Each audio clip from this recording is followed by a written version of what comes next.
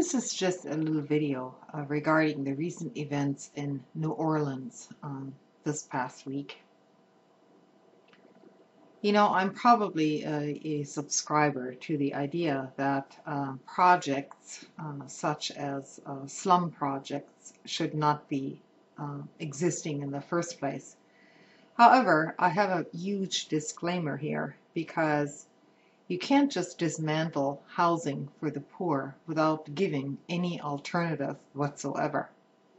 Where are these people supposed to go when housing prices are completely through the roof in New Orleans now?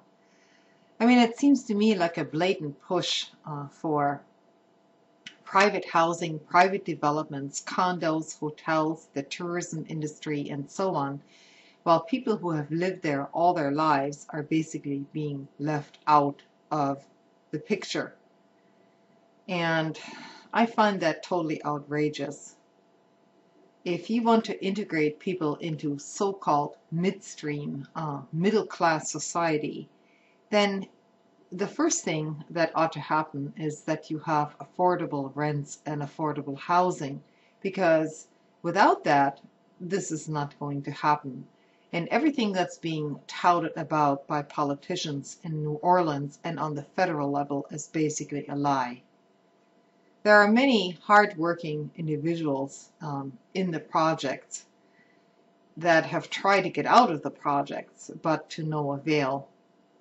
And this wasn't just because of laziness or criminality or whatever. That's always being touted in the news on the news on every channel, and that's basically bullshit.